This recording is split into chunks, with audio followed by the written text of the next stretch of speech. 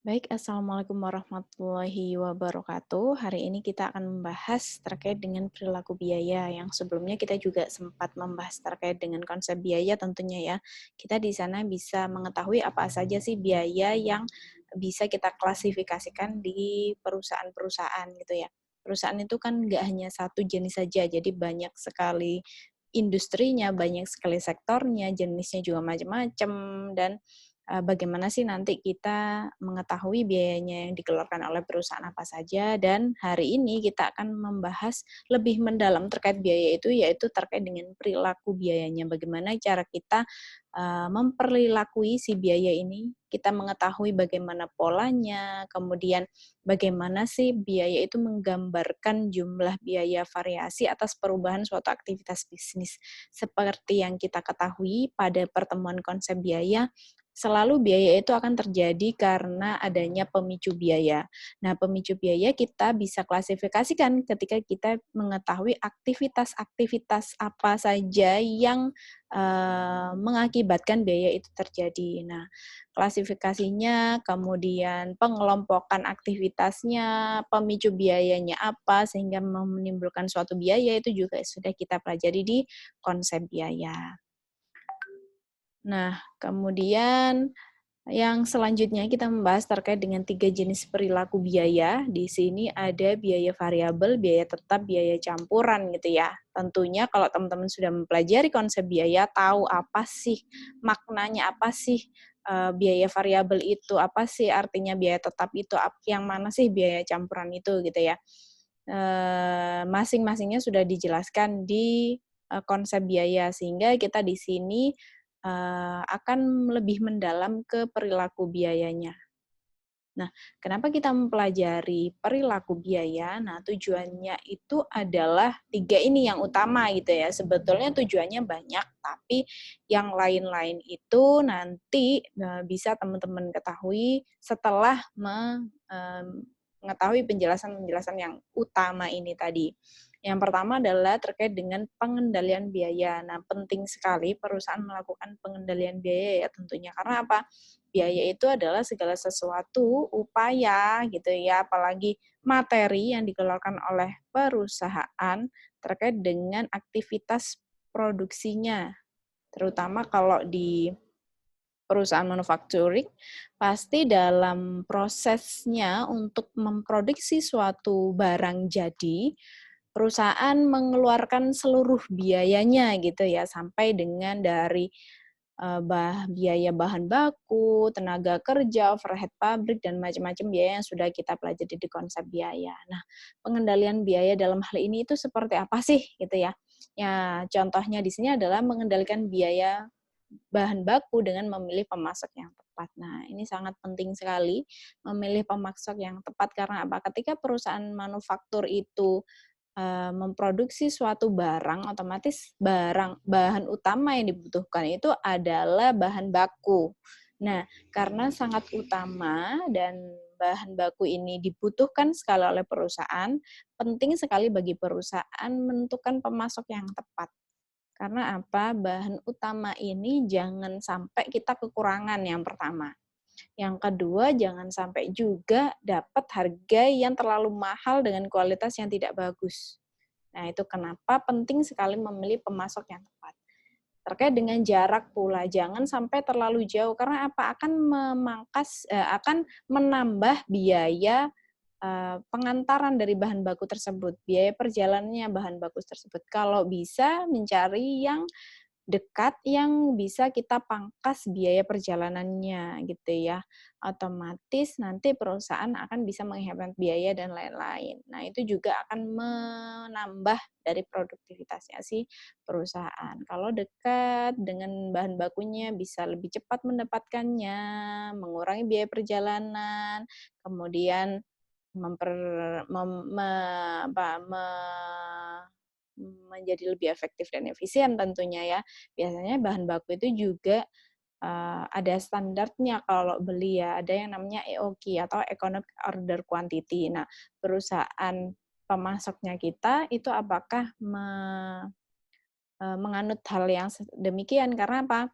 Kalau misalkan kita butuhnya tidak sebanyak EOQ-nya, maka jatuhnya kita akan kebanyakan di bahan baku dan lain sebagainya. Jadi banyak sekali pertimbangan terkait dengan bahan baku ini. Karena apa? Bahan baku ini adalah bahan utama yang harus dimiliki oleh perusahaan ketika perusahaan ingin memproduksi suatu barang.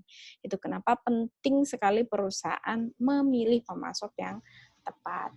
Yang kedua terkait dengan estimasi biaya. Nah, estimasi biaya dalam hal ini adalah perusahaan harus menganalisis gitu ya, terhadap apa? Data, aktivitas, dan biaya masa lalu yang digunakan untuk membuat model estimasi. Nah, estimasi dalam hal ini adalah kita harus melakukan penganggaran kan di setiap awal periode selanjutnya. Perusahaan yang sudah lama berjalan pasti punya historical data untuk aktivitas yang sesungguhnya terjadi. Jadi misalnya per periode perusahaan tersebut melakukan pencatatan selalu gitu ya, terkait dengan aktivitas yang dijalankan. Misalkan di bulan Oktober perusahaan memproduksi sekian unit barang jadi. Nah, otomatis semua biaya yang dikeluarkan di bulan Oktober tersebut untuk memproduksi suatu barang X tadi gitu ya, misalkan pasti sudah jelas dan sudah dicatat dengan rapi. Nah, otomatis kalau kita mau di periode selanjutnya memproduksi kembali si produk X, kita sudah tahu biaya-biaya yang sekiranya dikeluarkan apa saja. Kalau sekian unit, ya biaya apa saja yang dikeluarkan dan berapa banyak. Otomatis itu bisa menjadi pegangan kita untuk melakukan estimasi di periode yang akan datang. Nah, ini tujuannya gitu ya. Yang terakhir adalah untuk membuat keputusan. Nah, otomatis ya, karena di akuntansi manajemen ini kita juga mempelajari bagaimana sih nanti si manajer membuat suatu keputusan-keputusan yang otomatis bisa meningkatkan produktivitas si perusahaan. Nah, itu kenapa salah satu tujuan utamanya adalah untuk pembuatan keputusan. Nah, contohnya dalam hal ini adalah untuk membuat suatu keputusan mengenai menerima atau menolak adanya pesanan khusus. Nah, di beberapa pertemuan lalu kita juga membahas terkait dengan perusahaan itu ternyata tidak selalu memproduksi barang langsung yang dibutuhkan oleh perusahaan gitu ya. Tapi kadang-kadang juga menerima request-request barang tertentu gitu ya, sesuai dengan request dari si pembelinya. Nah, itu kenapa kita harus memikirkan bagaimana ketika ada perusahaan atau ada end user atau sekiranya ada perusahaan-perusahaan yang melakukan pemesanan secara khusus terkait dengan produk yang dipakainya. Nah, kalau misalkan perusahaan menerima pesanan khusus, otomatis harus biaya-biaya yang dikeluarkan juga khusus gitu ya, tidak seperti yang biasanya terjadi. Nah, harus ada pertimbangan karena apa? Biasanya kalau pesanan-pesanan khusus itu, barang-barangnya juga unik gitu ya, harus sesuai dengan spesifikasi si pembeli, si pemesan. Itu kenapa harus dipikirkan lagi gitu ya. Kalau misalkan memang membawa keuntungan yang lebih besar, why not gitu ya. Tapi kalau misalkan tidak memberikan produktivitas atau tidak memberikan profitabilitas yang memadai daripada nanti biaya yang dikeluarkan, ya mungkin akan ada pertimbangan-pertimbangan lain nih yang difikirkan oleh perusahaan. Seperti itu. Kemudian di sini kita juga membahas terkait dengan basis aktivitas, yaitu ukuran yang menyebabkan suatu biaya menjadi bervariasi atau tidak. Di sini digambarkan ada bapak-bapak yang sedang melakukan aktivitas pekerjaan gitu ya. Nah, kemudian basis aktivitas juga sering disebut sebagai pemicu biaya atau cost driven. Kita juga sebelumnya membahas tentang pemicu biaya ya, supaya teman-teman tahu pemicu biaya apa gitu ya. Di pertemuan sebelumnya, kalau misalkan ada pemicu biayanya A, berarti nanti kita harus membayar biaya B, gitu ya misalnya, dan lain sebagainya. Nah, hal-hal demikian yang harus kita pahami terkait dengan basis aktivitasnya. Karena apa? Selalu biaya yang dikeluarkan itu adalah terkait dengan pemicu biayanya apa. Sehingga kita harus mengetahui dulu pemicu biayanya apa, baru kita mengetahui biayanya apa. Misalkan kita membutuhkan pemakaian mesin beberapa jam gitu ya untuk memproduksi suatu barang. Nah, otomatis biaya yang akan kita keluarkan adalah terkait dengan pemeliharaan si mesin tersebut. Karena apa? Biaya sewa mesin juga bisa kita masukkan sebagai biayanya. Karena apa? Ya terkait dengan penggunaan mesin itu tadi, apa saja hal yang harus kita keluarkan biayanya. Kemudian kita membahas satu persatu dari 3 jenis perilaku biaya tadi. Yang pertama terkait dengan biaya variabel. Nah, dalam penjelasan kali ini teman-teman akan nanti menemukan hal-hal yang baru terkait dengan pengertian dari biaya variabel. Karena memang ternyata biaya variabel tidak selalu berbeda-beda nilainya ya. Dan tidak selalu nanti akan lebih besar daripada biaya tetapnya.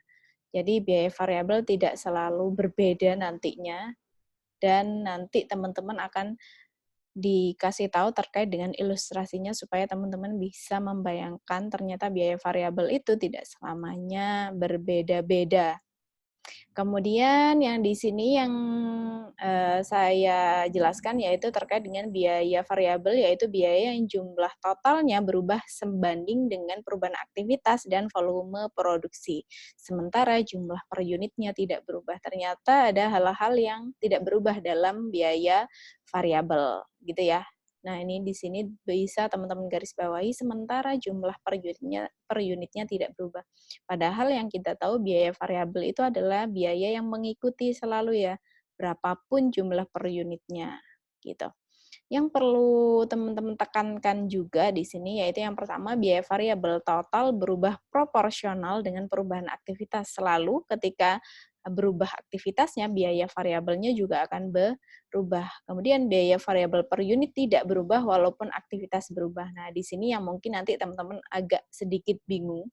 Karena apa? Selalu yang kita kenal biaya variabel itu akan berubah-ubah kan.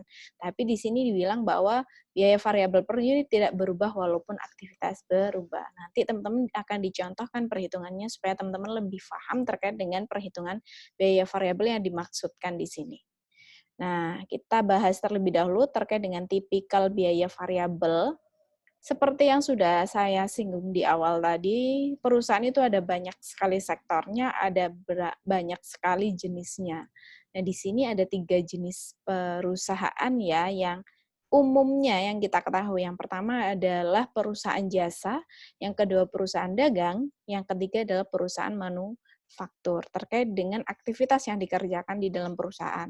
Kalau perusahaan jasa jelas yang dijual adalah jasanya, gitu ya. Jadi konsumen itu akan merasakan dari pengalaman yang dia dapatkan ketika mengkonsumsi si jasa tersebut.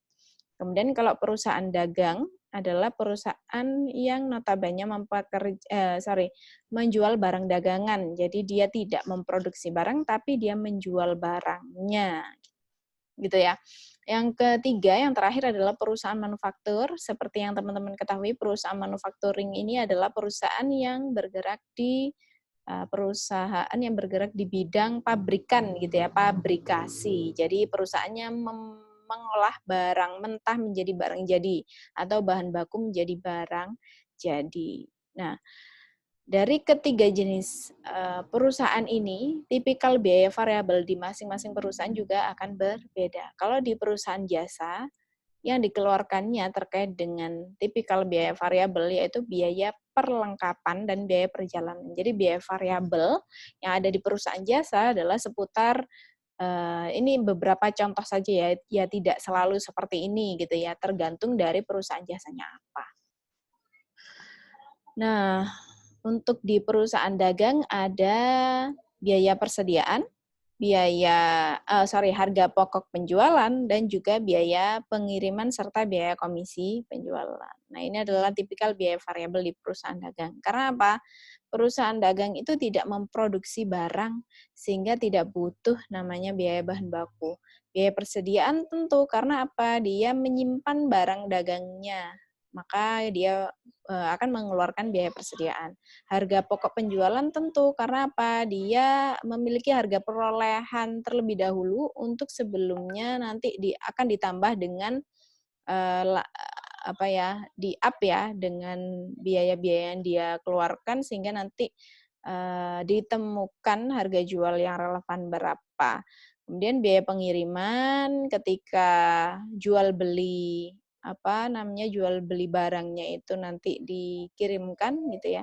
Kemudian yang terakhir biaya komisi penjualan tentu karena butuh pemasar yang akan menjual si barang dagangannya.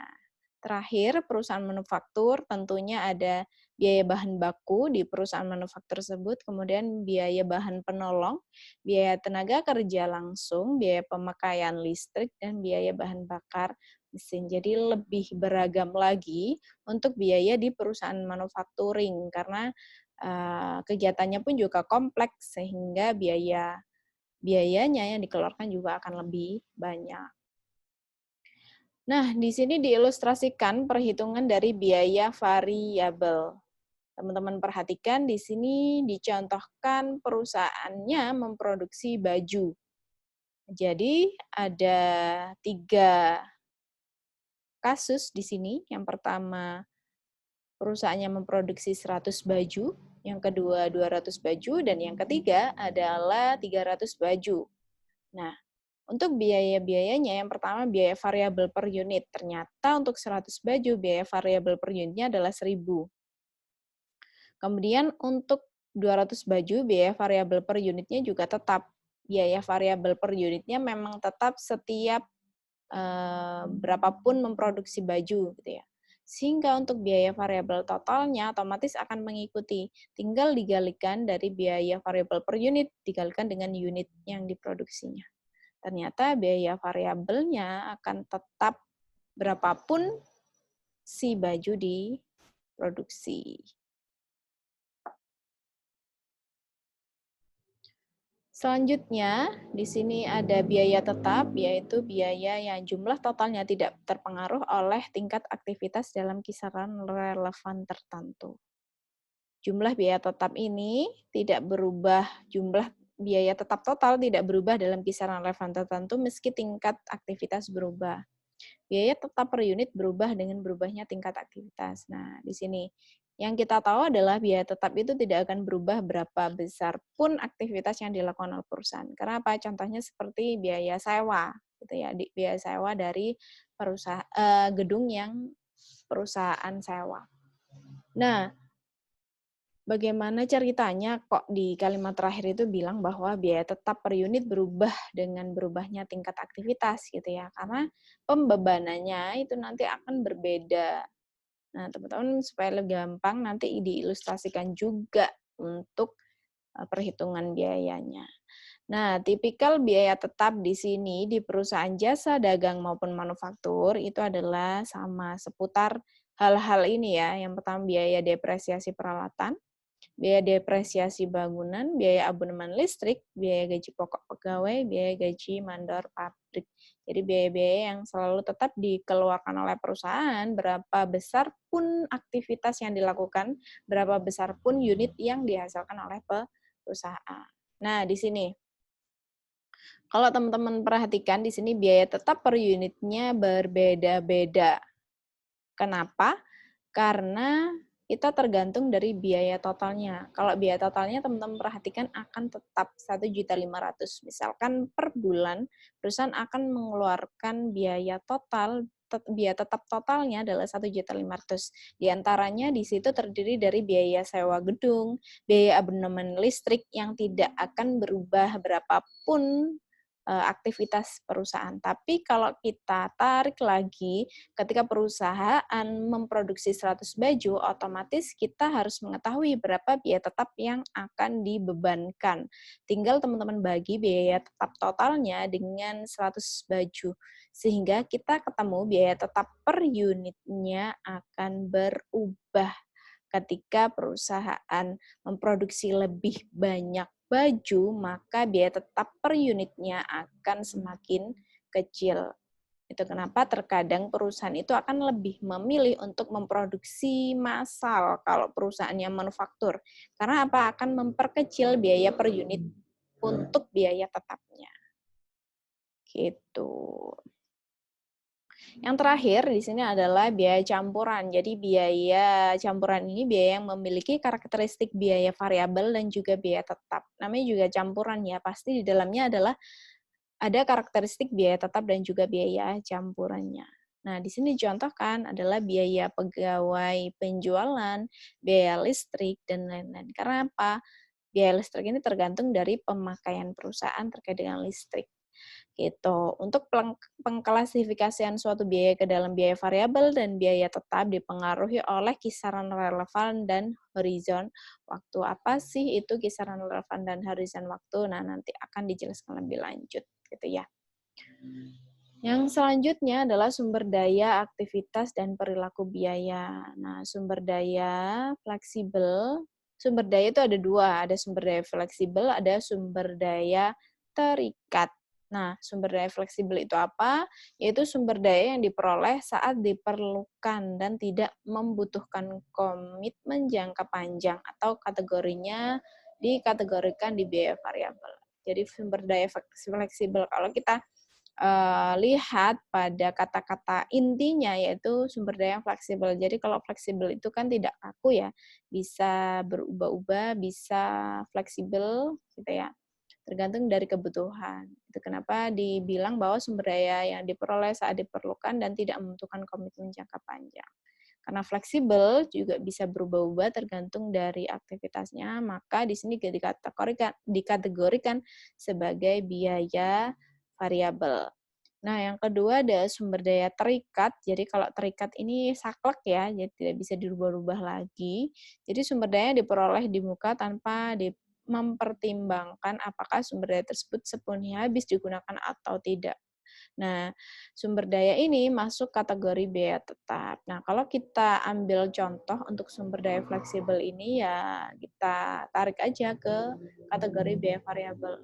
Nah, misalkan hal-hal yang masuk ke biaya variabel itu bisa kita kaitkan dengan sumber daya fleksibel. Tapi kalau hal-hal yang terkait dengan biaya tetap, kayak biaya sewa gedung, biaya abonemen telepon, itu akan masuk ke sumber daya terikat. Jadi biaya itu juga termasuk apa ya, biar kita memudahkan untuk mengklasifikasikan, mengetahui apa sih sumber daya yang kita gunakan. Nah, di sini juga kita membahas terkait dengan biaya bertahap. Oke, di sini masih belum berubah. Oke, biaya bertahap. Tadi slide-nya keliru ya, yang sebelumnya. Yang sekarang sudah betul gitu ya, biaya bertahap itu ada dua. Yang pertama biaya tetap murni, ini biaya tetap ya. Biaya tetap itu juga masih dibagi menjadi dua, yaitu biaya tetap murni dan biaya tetap bertahap. Biaya tetap murni itu apa? Biaya yang jumlah totalnya benar-benar konstan dalam kisaran waktu tertentu. Contohnya di sini adalah biaya depresiasi. Depresiasi itu apa gitu ya? Kalau kita telaah dari bahasa, depresiasi itu adalah hal-hal yang nanti lama-kelamaan adalah nilainya bisa turun, depresiasi. Kalau apresiasi itu adalah hal-hal yang nanti nilainya semakin lama akan semakin meningkat gitu ya. Gampangnya seperti itu. Nah, kalau kita kaitkan dengan biaya tetap murni gitu ya, perusahaan terkait dengan biaya tetap murni ini akan mengeluarkan biaya-biaya yang perusahaan keluarkan untuk memperoleh aset gitu ya. Aset-aset perusahaan diantaranya apa? Ada gedung, tanah, dan lain-lain. Nah, hal-hal yang seperti itu bisa turun nilainya. Itu kenapa kita harus menghitung depresiasinya. Ketika nilainya turun, berarti kita harus mengurangi depresiasi itu seberapa banyak gitu ya. Biasanya juga si peralatan-peralatan perusahaan yang digunakan perusahaan itu nilainya akan semakin turun. Kenapa? Dia punya yang namanya nilai ekonomis. Jadi kita hitung depresiasinya berapa. Kemudian selanjutnya biaya tetap bertahap. Jadi biaya ini merupakan biaya yang jumlah totalnya konstan dalam kisaran aktivitas tertentu, namun jumlah total tersebut berubah apabila kisaran aktivitas tertentu berubah seperti yang sudah saya contohkan tadi ya. Kalau biaya tetap itu ternyata tidak selamanya tetap. Kenapa? Ketika dibagi dengan unit yang diproduksi oleh perusahaan, biaya tetapnya akan berubah-ubah tergantung dari besarnya produksi yang dilakukan. Biaya tetap per unitnya ya yang akan berubah. Total biaya tetapnya akan tetap sama. Ya, beda dengan biaya variabel tadi. Biaya variabel per unit itu akan selalu sama berapapun perusahaan memproduksi barangnya. Namun besarannya akan berbeda ketika perusahaan memproduksi lebih banyak. Ya, jadi biaya variabel itu ya udah nggak apa-apa. Karena apa? Tetap segitu. Tapi yang akan berubah nanti kalau misalnya perusahaan memproduksi lebih banyak, ya biaya variabelnya akan lebih banyak. Karena apa? Biayanya tetap, biaya variabelnya sama. Tapi kalau biaya tetap, sebaiknya kalau kita melihat dari sisi biaya tetap, sebaiknya perusahaan itu memproduksi barang yang sekalian banyak aja. Karena apa? Supaya bebannya per unitnya akan lebih murah. Di sini kita juga mempelajari terkait dengan teknik pemisahan biaya campuran, karena biaya campuran itu campur-campur ya, gitu ya. Jadi kita harus mengetahui bagaimana teknik pemisahan biaya campuran. Yang pertama, kita bisa menggunakan metode grafik. Jadi di sini kita akan bertemu dengan hitung-hitungan ya. Jadi ada 3 metode yang bisa kita gunakan untuk melakukan pemisahan biaya campuran. Yang pertama metode grafik, yang kedua metode titik tertinggi dan titik terendah, yang terakhir adalah metode regresi kuadrat terkecil. Mungkin teman-teman yang masih ingat ketika di matematika ekonomi membahas terkait dengan perhitungan-perhitungan ini, caranya adalah hampir sama, cuman memang soalnya yang berbeda ya, karena kita di sini lebih ke prakteknya dalam akuntansi manajemen. Intinya sama, kita harus menemukan fungsi yang namanya Y sama dengan A plus BX. Jadi kita harus menentukan A-nya dulu, kemudian menentukan B-nya, sehingga kita bisa menemukan fungsi Y sama dengan A plus BX. Nah, metode grafik ini yang seperti apa sih, gitu ya? Metode grafik ini mencerminkan biaya dan sebaran biaya untuk berbagai tingkat aktivitas. Jadi perusahaan bisa tahu biayanya itu kurvanya naik atau turun. Kemudian untuk menghitungnya, teman-teman bisa melakukan menggunakan rumus ini gitu ya. Jumlah biaya pemeliharaan dikurangi biaya tetap per bulan sama dengan biaya variabel total. Kemudian biaya variabel per unit teman-teman bisa hitung dari biaya variabel total dibagi dengan jam mesin. Jadi yang kita bahas di sini lebih ke pada biaya pemeliharaan dan hubungannya dengan jam mesin. Nanti teman-teman akan menemukan titik-titik sebetulnya, titik-titik yang mengarah pada garis lurus. Nah, nanti grafiknya teman-teman bukan yang belok-belok ini, tapi yang lurus. Jadi teman-teman harus menarik satu garis lurus. Nah, di sini teman-teman diberikan satu contoh soal, diketahui perusahaan itu memiliki data, yaitu jumlah biaya pemeliharaan mesinnya adalah sekian ya, 580.000. Kemudian untuk biaya tetap per bulannya adalah 130.000 dan juga jam mesinnya adalah 440 jam. Nah, di sini teman-teman diminta untuk melakukan analisis biaya menggunakan metode grafik tentunya. Yang harus teman-teman lakukan terlebih dahulu, menentukan A dan B-nya terlebih dahulu untuk dapat menentukan fungsi Y sama dengan A plus BX. Nah, kita harus tahu langkah-langkah pengerjaannya. Jadi untuk jumlah biaya pemeliharaan terlebih dahulu dikurangi dengan biaya tetap per bulannya. Sehingga kita mengetahui biaya variabel total. Rumusnya yang sudah saya berikan tadi di slide sebelumnya. Nah, ternyata rumus pertama untuk mengetahui nilai A. Sudah saya tandai A di situ, A-nya di 450 A-nya di 130 itu ya. Kita mengetahui A-nya dulu yaitu biaya tetap per bulan. Untuk mencari biaya variabel total yang rumusnya ada di slide sebelumnya. Oke, yang selanjutnya kita harus mencari B. B itu menggunakan rumus yang di bawahnya tadi, yaitu biaya variabel per unit sama dengan biaya variabel total dibagi dengan jam mesin. Nah, kita ketemu 450.000 dibagi dengan 440 jam, hasilnya adalah 1.023 jam rupiah per jam gitu ya maksudnya. Untuk biaya variabel per unitnya adalah hasilnya Rp1.023 per jam. Di sini sudah kita temukan A dan B-nya, sehingga kita bisa menentukan fungsi Y sama dengan A plus BX-nya. Sehingga rumusnya bisa dituliskan Y sama dengan A-nya ditulis ya, Rp130.000 ditambah dengan Rp1.023. Harus belakangnya ada X-nya kalau B-nya gitu ya. B-nya selalu belakangnya ada X-nya. Karena fungsinya adalah Y sama dengan A plus BX. Di mana Y adalah jumlah biaya pemeliharaan dan X adalah jumlah jam mesin. Oke, untuk menggambar grafiknya, teman-teman bisa menentukan, dimasukkan X-nya. X-nya dimasukkan berapa sih? Kalau misalkan kita coba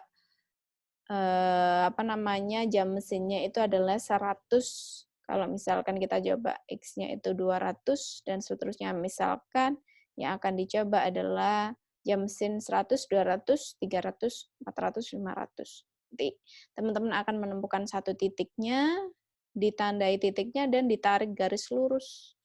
Kurvanya akan meningkat atau menurun. Gitu. Selanjutnya, kita beralih ke metode yang kedua, yaitu metode titik tertinggi dan titik terendah, di mana metode ini merupakan metode estimasi unsur biaya variabel tetap dan campuran dengan mengidentifikasi biaya yang berubah dan biaya yang tidak berubah. Rumusnya seperti apa? Untuk biaya variabelnya, kita mendapatkan rumus yaitu biaya aktivitas tertinggi dikurangi dengan biaya aktivitas terendah, Y2 dikurangi dengan Y1, dan juga dibagi dengan aktivitas tertinggi dikurangi dengan aktivitas terendah X2 min X1. Untuk biaya tetap per bulannya, kita mempunyai rumus yaitu biaya aktivitas tertinggi dikurangi dengan perkalian antara biaya variabel dan aktivitas yang tertinggi. Untuk lebih mudahnya, kita langsung ke contoh soalnya saja. Jadi di sini diketahui aktivitas tertinggi ada 500 jam dan aktivitas terendahnya 100 jam. Untuk biaya pemeliharaan tertinggi adalah 680.000 dan biaya pemeliharaan terendah adalah 200.000. Mungkin nanti teman-teman akan menemukan soalnya tidak seperti ini, tapi dalam bentuk tabel teman-teman akan diminta untuk menentukan berapa biaya aktivitas tertinggi dan terendahnya, serta berapa biaya pemeliharaan tertinggi dan terendahnya. Di sini sudah diketahui gitu ya, jadi teman-teman biar lebih gampang untuk mengerjakannya. Jadi di sini ditanyakan yaitu analisis biaya menggunakan metode titik tertinggi dan terendah. Seperti biasa, teman-teman harus menentukan A dan B-nya terlebih dahulu untuk mendapatkan fungsi Y sama dengan A plus BX. Nah, biaya variabelnya kita hitung terlebih dahulu, yaitu dengan rumus yang tadi, bisa disederhanakan menjadi perubahan biaya dibagi dengan perubahan aktivitas. Dijabarkan kembali Y2 min Y1 per X2 min X1. Teman-teman bisa mengetahui langsung Y2-nya berapa, Y1-nya berapa, X2-nya berapa, X1-nya berapa.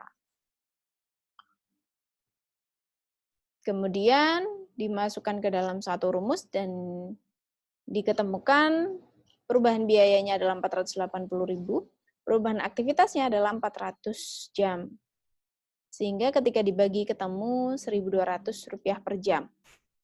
Untuk B-nya, untuk A-nya kita harus menghitung terlebih dahulu seperti rumus yang sudah saya berikan di depan. Jadi biaya aktivitas tertingginya berapa, kemudian dikurangi dengan perkalian biaya variabel dikali dengan jam mesinnya.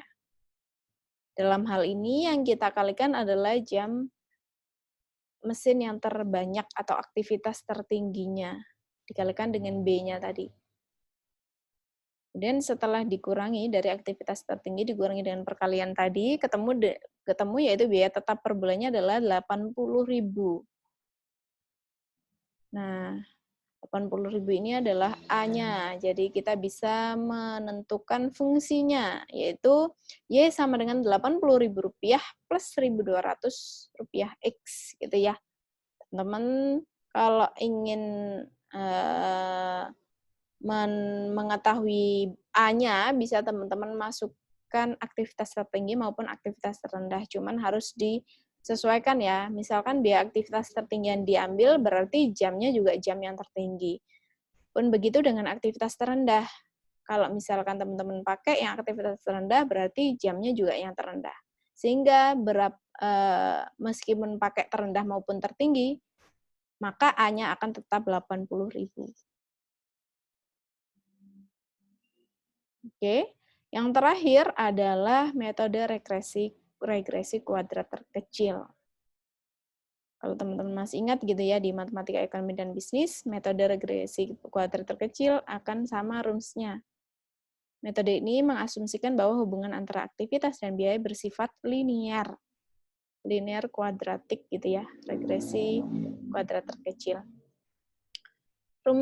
Fungsinya sama, kita akan menemukan fungsi Y sama dengan A plus BX, cuman rumusnya yang berbeda. Jadi B di sini rumusnya lumayan panjang ya.